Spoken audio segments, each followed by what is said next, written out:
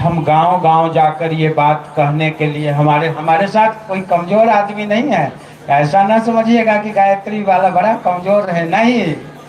वो हमारे गुरु जो हैं, उन्होंने ऐलान किया है हिंदू संस्कृति विश्व की संस्कृति बनेगी। हिंदू संस्कृति केवल भारत की बात नहीं, विश्व की संस्कृति पूरे दुनिया में ढूंढा गया। कोई ऐसा व्यक्ति है जो दुनिया वालों को चरित्र सिखा सके तो एक व्यक्ति मिले। अब दुनिया वाले क्या पढ़ाएं? शेक्सपियर को पढ़ाएं कि किनको पढ़ाएं? जॉर्ज हेनरी को पढ़ाएं तो वो क्या कैरेक्टर देंगे? तब बात आई भगवान श्री राम को पढ़ाने लगे। आखिर दुनिया में कोई है ही नहीं जो किसी को चरित्र सिखाए। आज दुनिया में संस्कृत के लिए जर्मनी में 20 यूनिवर्सिटी खुले हैं, 20 संस्कृत का यूनिवर्सिटी खुला है। वो वैकेंसी भारत में लेकर आए हैं संस्कृत के लिए। अब जानिए आपका संस्कृत दुनिया वाले आज 39 देशों में आपका संस्कृत की पढ़ाई हो रही है। नासा वाले आपका संस्कृत पढ़ रहे हैं, वो वेदों पर शोध कर रहे हैं। इसरो वाले एस नाथन कहे कि अगर भारतीय वैज्ञानिक हिंदू धर्म का ग्रंथ पढ़े हुए होते ना तो कहाँ चले गए हुए होते। माताओं बहनों, जो भी समय लिए थे, लगता है हमारा समय पूरा गया। और एक भाई साहब पहले से कहे थे कि हमको 4 मिनट का समय दीजिएगा, संगीत देंगे, तो इनके लिए 4 मिनट का समय बचाए हुए हैं। बाकी हम वो 26 मिनट का समय खत्म कर लिए हैं। हमारा दिया हुआ समय आप लोगों का के द्वारा जो मिला, इसके लिए हम आभारी रहेंगे। वो सब लोगों के आभारी हैं। सभी लोगों को नमस्कार। 4 मिनट का समय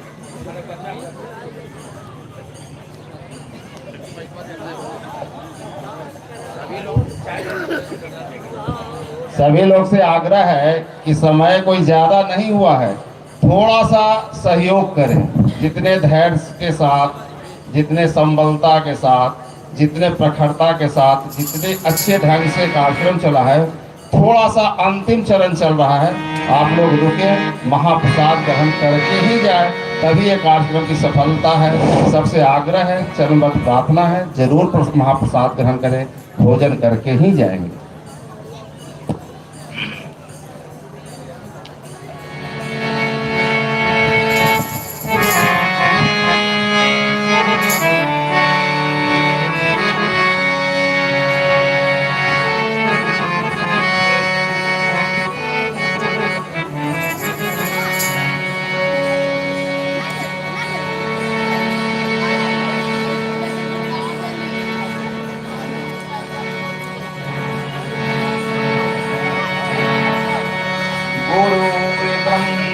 गुरुर्विष्णु गुरुर्देवो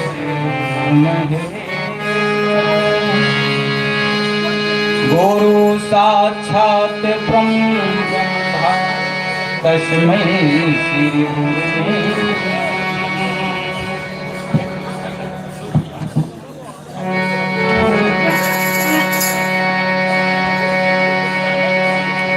जवानी हवा का झोंका है, जवानी कागज की नौका है। उठो जागो संभालो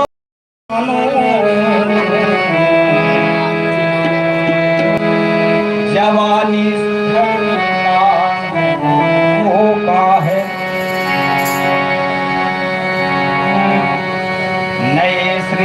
के लिए सपूतों भारत तुम्हें पुकार रहा है।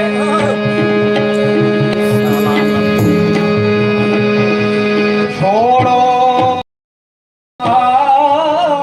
बिगुल बजा लो, समय तुम्हें ललकार रहा है। हमारे परम पूज्य गुरुदेव का लिखा हुआ बहुत बढ़िया प्रणर्थक गीत है। नौजवानों ये कह रहा, नौजवानों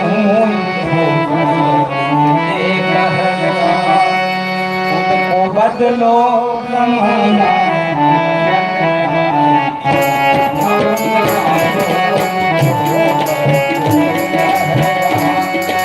बदलो जमाना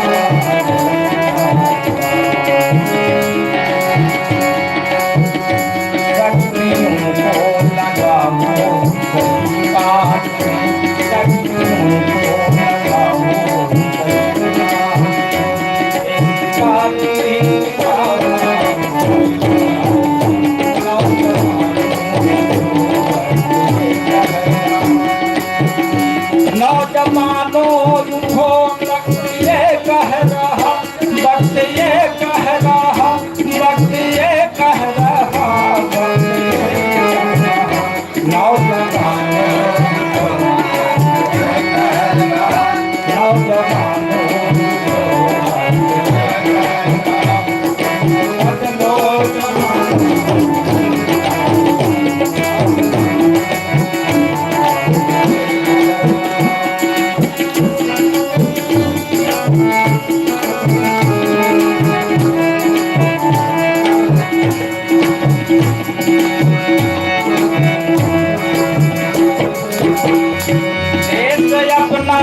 वही है आज अज्ञान में यूं भटक क्यों रहा अपना यही है जगत का आज अज्ञान में क्यों भटक हो रहा आज जिसने करोड़ों करे कर दिए सब चले लगे फिर भटक क्यों रहा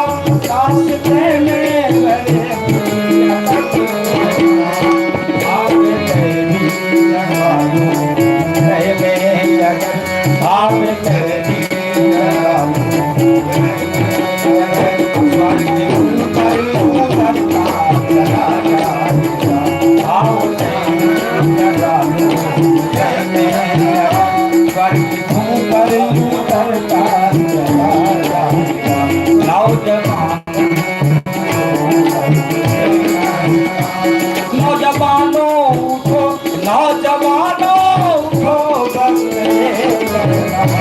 नौजवानों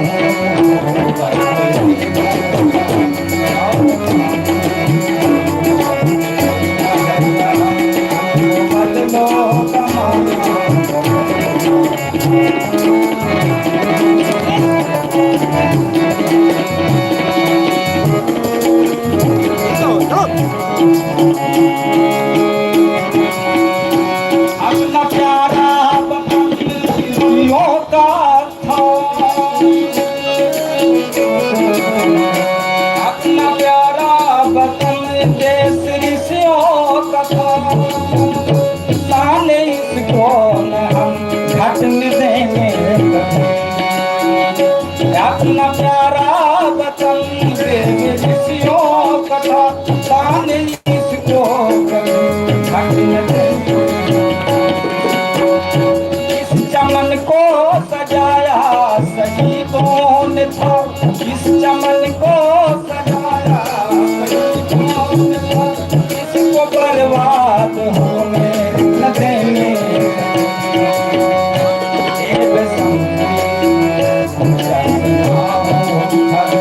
देव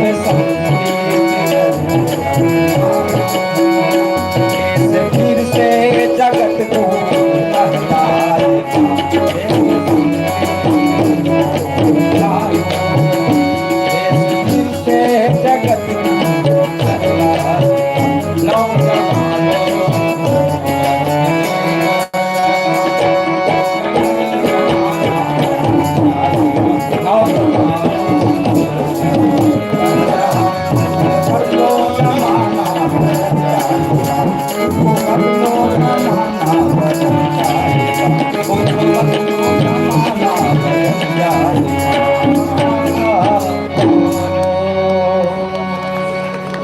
प्रेम से बोले परम गुरुदेव की।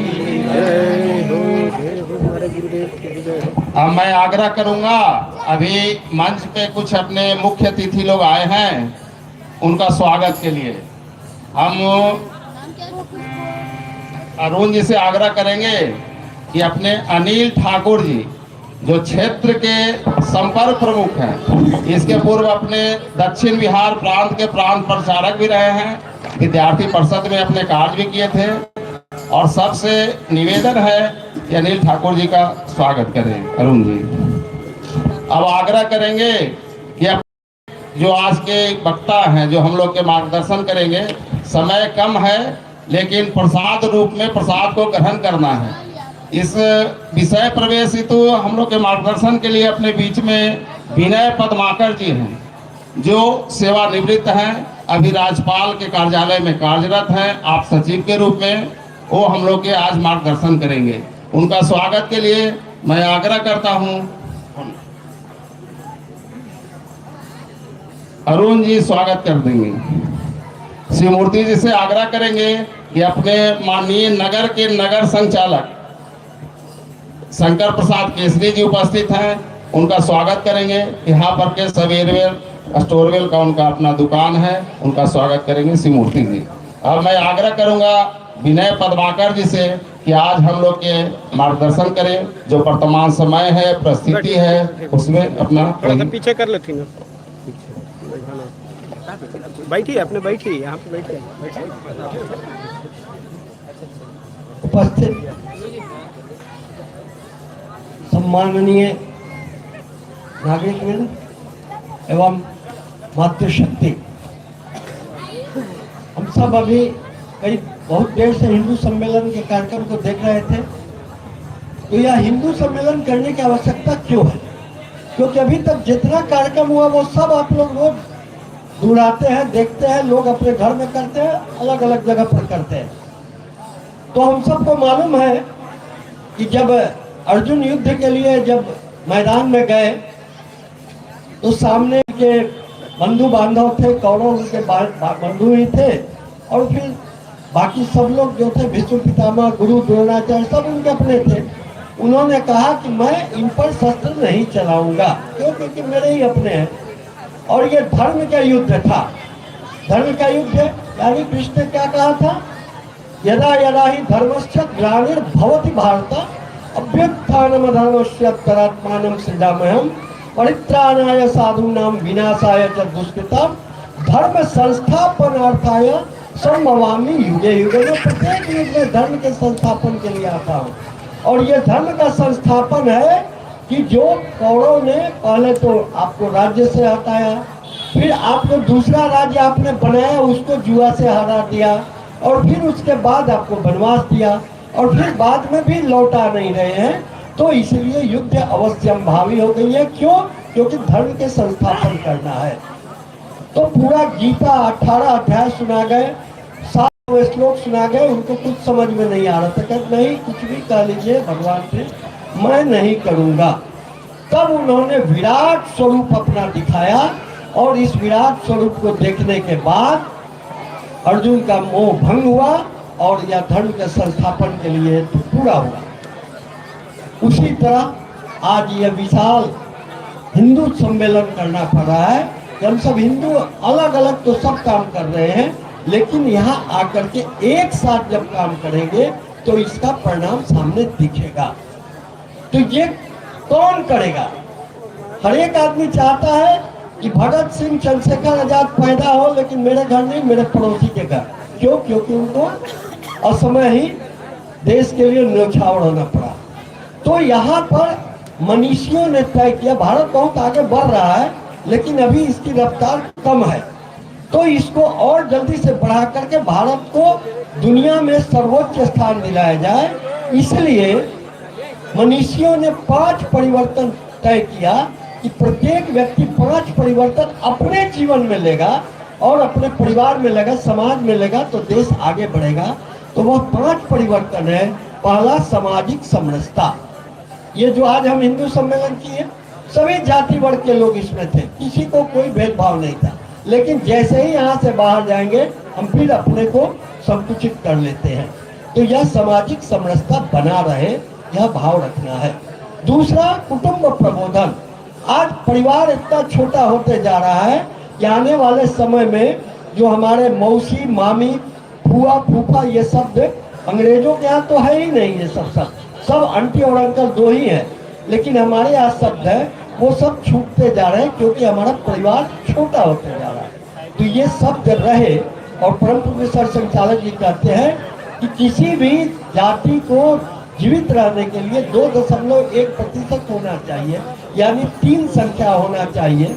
तो इसके लिए भी ये आवश्यक है कुटुंब बना रहे। तो ये दूसरा है। तीसरा, पर्यावरण। तो प्रकृति में 3 परिवर्तन हमको करना पड़ेगा। पहला, प्लास्टिक हटाओ। तो प्लास्टिक हटाओ क्यों? क्योंकि प्लास्टिक से अगर जमीन में रखते हैं तो 100 वर्ष तक उर्वरक खराब होगा, और जला देंगे तो ओजोन परत को खराब करेगा, इसलिए प्लास्टिक हटाओ। पेड़ बचाओ। क्यों? क्योंकि हम जो कार्बन डाइऑक्साइड छोड़ते हैं और ऑक्सीजन लेते हैं, तो यह पेड़ जो है वो कार्बन डाइऑक्साइड लेता है और ऑक्सीजन हमारे लिए उपलब्ध कराता है, इसलिए पेड़ बचाओ, पेड़ लगाओ। और तीसरा है पानी बचाओ। तो पानी जैसे जैसे हम सब बहा रहे हैं, ये सब अगर जमीन में नहीं रहेगा तो चला जाएगा नदी, और नदी के माध्यम से समुद्र में। और वैज्ञानिकों ने अध्ययन करके बताया कि इसी तरह अगर समुद्र में पानी जाता रहा तो 2050 आते आते समुद्र का जल स्तर 1 फीट ऊंचा हो जाएगा, और जिस दिन जल स्तर 1 फीट ऊंचा हो जाएगा, कई छोटे छोटे टापू वाले देश समाप्त हो जाएंगे, भारत के भी कई राज्य समाप्त हो जाएंगे, इसलिए पानी बचाओ। चौथा, अपना स्वभाव का जागरण। अब स्वभाव सरकार की व्यवस्था होती है, किसी समझौता करता है तो उसके साथ कुछ समझौता कर लेता है, तो वो समझौता कभी कभी हमारे किसानों को हानि कर सकती है, लेकिन सरकार को तो मजबूरी है, हमको मजबूरी नहीं है। तो हम अगर वो सामान जो सस्ता आ रहा है नहीं खरीदेंगे, हम अपना महंगा ही सामान खरीदेंगे, तो हमारा किसान समुचित रहेगा। इसका एक उदाहरण आता है कि जापान में उसी तरह सरकार ने, वहाँ का लोग को नारंगी पसंद था तो अमेरिकी नारंगी लिए, वो सस्ता था, और अमेरिका वहाँ जापान का महंगा था, लेकिन लोगों ने तय किया कि नहीं, हम वहाँ का नहीं खरीदेंगे, और वो कंपनी 1 साल के बाद भाग गई। तो यह स्वभाव का जागरण। और स्वभाव का जागरण का दूसरा उदाहरण भी ऑपरेशन सिंदूर में आपने देखा कि अभी तक हमारे पास जो मिसाइल वगैरह था, दुनिया के दूसरे देश देते थे तो वो चलाते थे, तो वो जैसे ही चलाते थे हम आक्रमण करते तो क्या होता, उस देश को पता चलता और तुरंत वो पाकिस्तान को खबर कर देता, और पाकिस्तान सतर्क हो जाता, हमारी सेना वहाँ मारी जाती। लेकिन हमने अपना स्वदेशी टेक्निक बनाया, किसी को पता नहीं चला, हमारा सेना उसके घर में घुस करके उसको मार करके सुरक्षित वापस आ गई। तो इसलिए स्वभाव का जागरण करना। और अंतिम है नागरिक कर्तव्य। ये नागरिक का कर्तव्य है, हमारे अधिकार मिले हैं, लेकिन नागरिक का भी कर्तव्य हमारा होता है, बहुत सारे कर्तव्य है। तो ये जैसे सरकार के कानून है, उसको अगर हम पालन करेंगे तो लाभ होगा, अन्यथा इस देश में तो पैखाना का जो मग होता है उसको भी सिक्कर में बांधना पड़ता है, इसके लिए डर है कि वो भी लोग चुरा के लेके चले जाएंगे। तो हमारे देश में कभी ये जमाना था कि हल खोद रहा था, एक व्यक्ति जमीन बेच दिया, उसके हल के नीचे सोना मिला, तो जमीन जो से बेचा था उसको कहा कि तुम्हारा है, और वो कहा कि नहीं जमीन बेच दिया तुम्हारा है। तो राजा के यहाँ गया कि ये हम नहीं लेंगे, दूसरे को दे दिया जाए। पहले यहाँ नागरिक कर्तव्य था, आज ये बदल गया। 3-5 परिवर्तन को करेंगे तो देश हमारा आगे बढ़ेगा। मैं समझता हूँ इतना आज का उसी पर।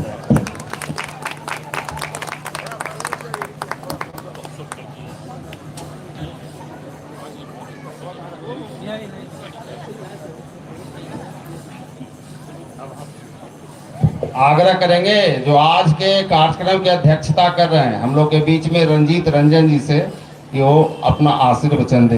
रंजीत रंजन जी।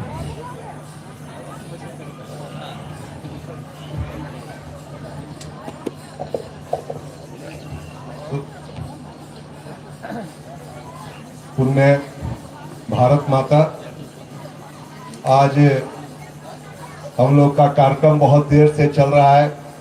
आप लोग जो बैठे हुए थे उनकी भी धैर्य की परीक्षा हुई। आज 3 घंटा से आप लोग बैठे हुए हैं, और ये कार्यक्रम संघ, राष्ट्रीय स्वयंसेवक संघ के शताब्दी वर्ष पूरे होने के उपरांत बहुत तरह के कार्यक्रम चल रहे हैं।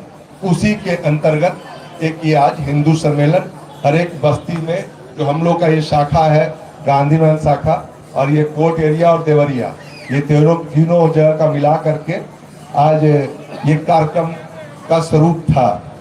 इस कार्यक्रम में आप लोग आए, साथ ही साथ हमारा बहुत सौभाग्य हुआ और बड़े पुण्य हुए कि हम लोग के कार्यक्रम में अंत में मंच पर बिहार झारखंड के क्षेत्र संपर्क प्रमुख और पहले अपने दक्षिण बिहार के प्रांत प्रचारक, और उसके पहले जब हम लोग उनकी उंगली पकड़ करके सीखे थे, ये राष्ट्रवादी विचारधारा का भाव जगा था, वैसे विद्यार्थी परिषद के संगठन मंत्री हमारे अनिल ठाकुर जी का यहाँ पर आगमन हुआ। ये हम लोग के लिए गौरव और बहुत खुशी की बात है।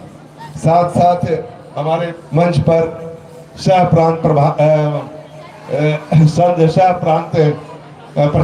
कारवा श्री पद्माकर जी का अभी उद्बोधन आपने सुना, वो भी मंच पर आए। हम लोग के बीच में संतोष श्रीवास्तव जी पत्रकार हैं, बहुत देर से उनका सारा व्यवस्था हुआ, उन्होंने सहयोग किया, अच्छा गायन सुनवाया। और साथ में हम लोग के अरुण भैया, बड़े भाई अरुण जी, जो मानस इंटरनेशनल स्कूल के डायरेक्टर हैं, शिक्षाविद हैं, सहृदय समाज के सभी काम में मदद करते हैं।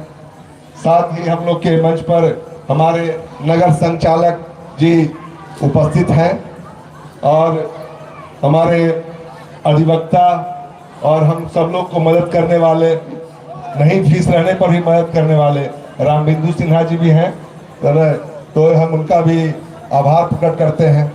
और आप लोग, अब कुछ बात रही नहीं, लेकिन बहुत देर से हैं आप लोग, हमारे अभिभावकगण, माताएं बहनें और हमारे अग्रज अनुज, लंबे समय से ये कार्यक्रम चल रहा है और आप देख रहे हैं इसका स्वरूप था हिंदू महासभा, हिंदू सभा, मैं पूर्व में बता चुका हूं। और जिस हिंदू सभा की बात हम कर रहे हैं, उस कार्यक्रम का जो थीम है आपके सामने लिखा हुआ है मंच पर, बैनर पर आप देख रहे होंगे, समर्थ हिंदू संगठित भारत, संगठित हिंदू समर्थ भारत। मैं बहुत ज्यादा समय नहीं लूंगा, सीधे विषय पर आता हूं।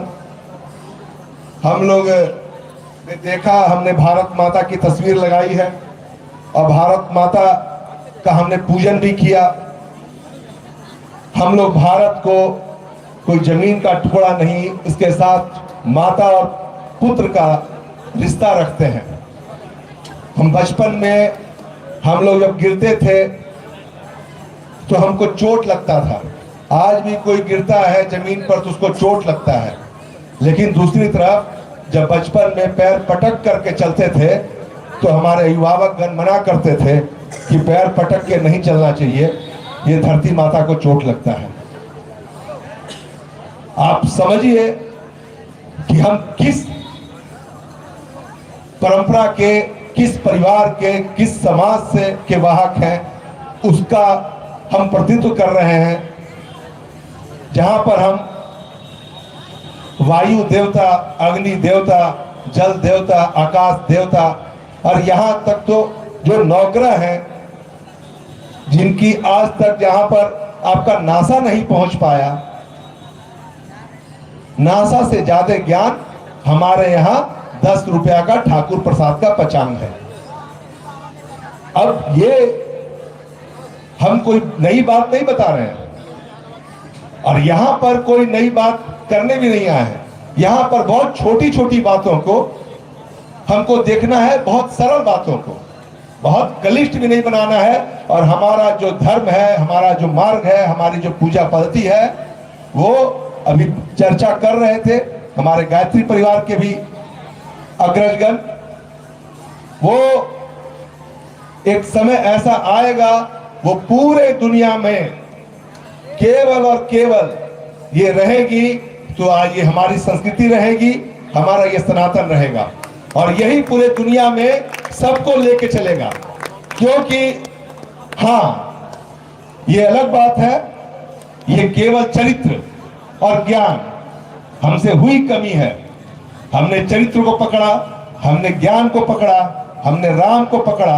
हम राम बनाते हैं, केवल यही संस्कृति है जो राम बनाता है, यही संस्कृति है जो कृष्ण बनाता है, यही संस्कृति है कि रामकृष्ण मिश्र कृष्ण जी स्वामी रामकृष्ण जी अपने शिष्य विवेकानंद जी को कहते हैं उनके सवाल पर कि हाँ हमने देखा है, हम तुमको दिखा सकते हैं। तो जो देखा है, जिसने दिखा सकता है वो बना भी सकता है, और ऐसे हजारों उदाहरण हैं, ऐसे लाखों उदाहरण हैं। हम उस परंपरा के वाहक हैं जो माता सती अनसुईया के, हमारी उस परंपरा के वाहक हैं। वो परंपरा से हम आए हैं जो अपने पति ऋषि अत्रि मुनि से आग्रह करती हैं कि मुझे ऐसा पुत्र चाहिए जो जिनमें तीनों देव के गुण हो। और जब ये बात तीनों देव को पता चली कि बड़ी सती है, और उनके सतीत्व का परीक्षा लेने के लिए जब तीनों देव पहुंचे, तो देखिए कि क्या उच्च नैतिकता का मानदंड और कैसी उच्च प्रकाष्ठा कि कमंडल का जल छींटती है, तीनों बालक बन जाते हैं तीनों देव, और तीनों को बालक बना करके स्तनपान करा रही हैं। वो मातृभाव में तीनों देवियां आती हैं, आग्रह करती हैं, तब जाकर के उनको पुनः वापस अपना प्रलय ये अपने काम में उनको लौटाती हैं। तो ये तीनों देव जहां पर आकर के खेले हैं, जिस धरती में लौटे हैं, वो धरती देवभूमि है, और उस देवभूमि में हम जन्म लिए हैं। ये इसलिए हम गर्व कहते हैं, हम कहते हैं, हम संघ परिवार के लोग बोलते थे, ये शब्द था, ये नारा था कि गर्व से कहा हम हिंदू हैं। तो ये जो 100 साल की यात्रा हुई है, सचमुच में गर्व करने वाली है। और हम मनाते हैं कि हम बार बार अगर जन्म ले, भगवान अगर हैं और हम सनातन में विश्वास करते हैं और हमारे अमर प्राण हैं और हम पुनर्जन्म में विश्वास करते हैं, तो हे भगवान हमको बार बार इसी जन्म में, यही धरती पर हमको जन्म मिले। और ये देवताओं की धरती है, ये देवताओं की धरती है, ये हम ऐसे नहीं बोलते हैं, ये प्रत्यक्ष प्रमाण है। आज आपके हमको बहुत कुछ नहीं करना है, और हमको बहुत ज्यादा परेशान में नहीं होना है। हमको करना क्या है, हमको केवल अपना काम करना है। हमारे पूर्वज लोगों ने भी अपना काम किया। आज आपने देखा, आज 100 साल की जो तपस्या हुई, 100 साल में संघ ने कितने प्रचारक दिए, जिन्होंने अपना घर परिवार छोड़ करके, त्याग करके, और इस समाज में एकता करने के लिए, समाज में बंधुत्व करने के लिए, समाज में कुरीतियों को दूर करने के लिए और समाज को जोड़ने के लिए अपना पूरा सहस्त्र अपना न्यौछावर कर दिया। ऐसे ऐसे उन महान प्रचारकों को, ऐसे उन ऋषियों को हम नमन करते हैं, जो अपने आप को इस आहुति में, और ये अनवरत आहुति जो चल रही है, यज्ञ चल रहा है, उसमें जिन्होंने अपने प्राणों की आहुति दी, अपने समय का आहुति दिया, अपने धन की आहुति दी, अपने मन की आहुति दी, अपने तन की आहुति दी। ये एक दिन में नहीं खड़ा हुआ। आप देख रहे हैं आज सामने बड़ा भव्य राम मंदिर। क्या आप जान नहीं रहे कि 700-800 साल से हमारा समाज संघर्ष कर रहा था? हम जान नहीं रहे कि हमारे बूढ़ी बाबा मामा जब अंतिम में, जब उनकी प्राण जाने की उम्र हो जाती थी, तो अपने बच्चों को कहते थे कि हमको ये पैसा हमारे पास है, हमारा ये तीर्थ करवा दीजिएगा, हमको अयोध्या ले चलिएगा, वही हमारे भगवान है, वही उनका जन्म स्थान है। वो याद करके, और ये लगातार पीढ़ी दर पीढ़ी, आज हमारा मंदिर टूटा, आज हमारा टेंट में भी रहे भगवान, लेकिन आज हमने अपने मन में रखा भगवान को, और वो मन पीढ़ी दर पीढ़ी हमने अपने ट्रांसफर करते गए, अपने बच्चों को बताते गए, अपने संततियों को बताते गए कि हमारे भगवान हैं, हमारे राम हैं, हमारे आदर्श हैं। वैसे राम हैं, वैसे राम हैं जिन्होंने अपने पिता की आज्ञा के लिए जंगल में जाना स्वीकार किया, पिता की आज्ञा के लिए राजपाट छोड़ करके पीछे पीछे जनक नंदिनी अपने पति के साथ साथ, भाई साथ साथ वन में चले गए। लेकिन एक बात था कि भगवान राम, मर्यादा पुरुषोत्तम राम वन में गए, रथ छोड़ा, सेना छोड़ी, आभूषण छोड़े, वस्त्र छोड़ा, लेकिन अपने साथ में अपना धनुष बाण नहीं छोड़ा। यह महत्वपूर्ण है, सबसे महत्वपूर्ण है, अपने शस्त्र नहीं छोड़े। हम लोगों ने क्या किया? हमने चरित्र तो पकड़ा, हमने ज्ञान को पकड़ा। हमारा ज्ञान तो ऐसा कि हम नवग्रह, जहां पर दुनिया पहुंची नहीं है, हम राहु, केतु, मंगल, बुध, सूर्य, शनि के साथ अपना जीवन का प्रत्येक क्षण जोड़ते हैं।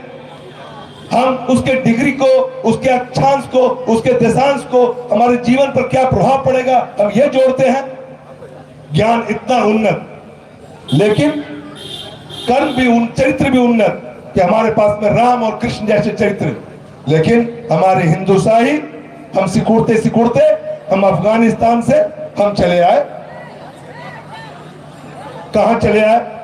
कितना छोटा हमारा भूभाग हो गया, ये आपसे छिपा हुआ नहीं है। क्यों हो गया?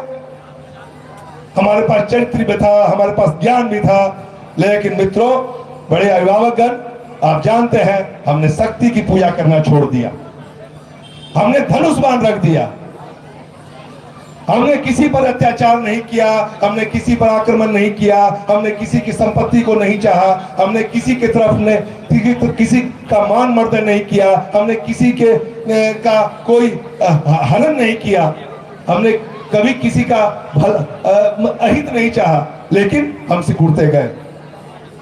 और आज सिकुड़ करके आज हम चले गए।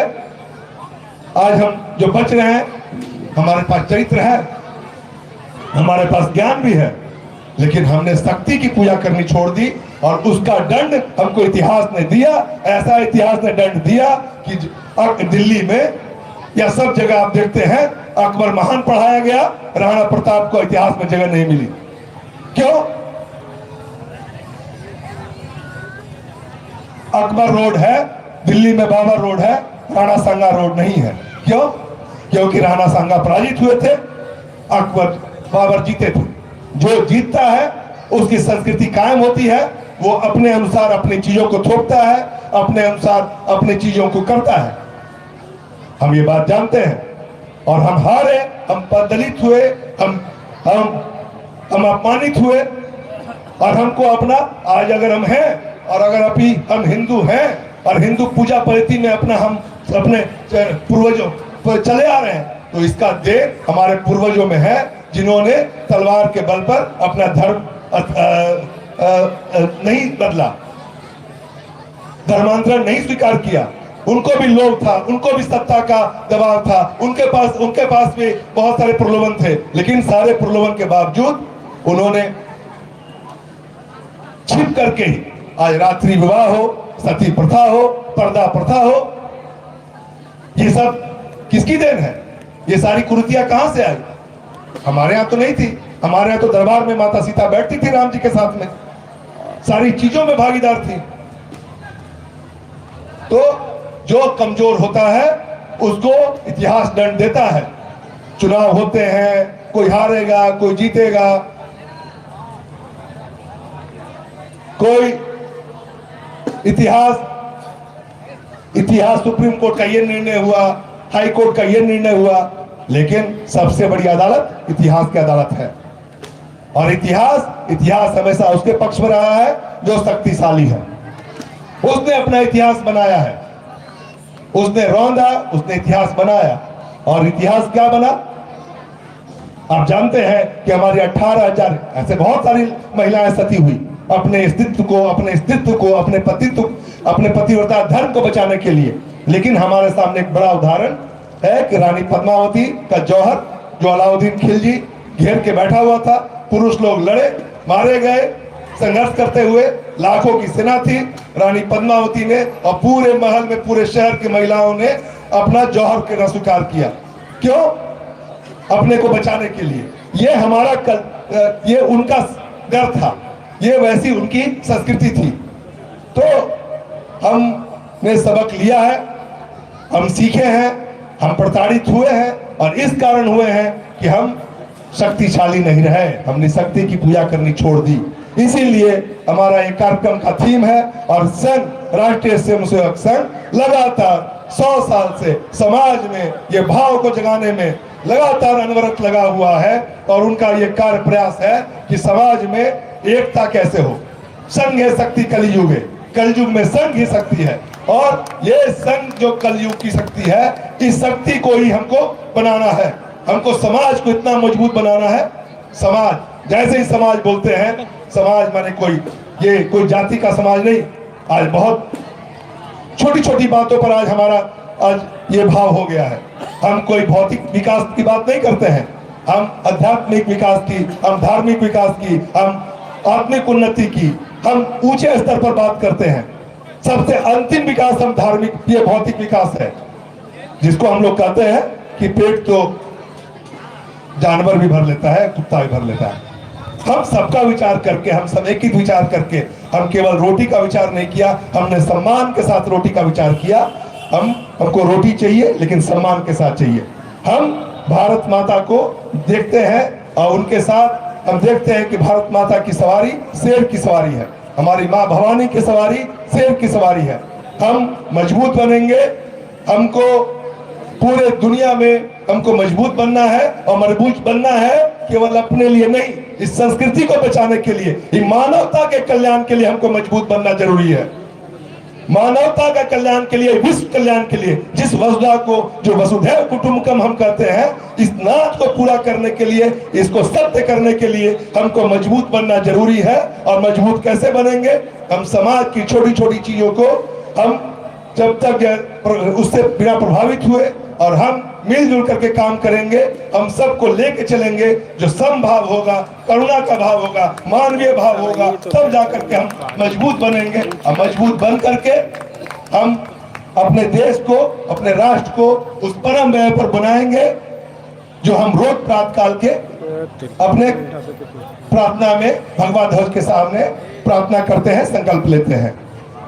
इसी के साथ हम लोग अपनी बात को अब समाप्त करते हैं और फिर से एक बार ये मन में संकल्प लेते हैं कि हम शक्तिशाली होंगे तो ही हमारा इतिहास होगा, और हम शक्तिशाली होंगे और शक्तिशाली होंगे। धन्यवाद।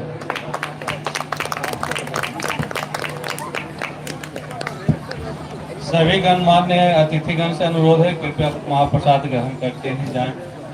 और जितने भी आगंतुक हैं उनसे भी अनुरोध है कृपया करके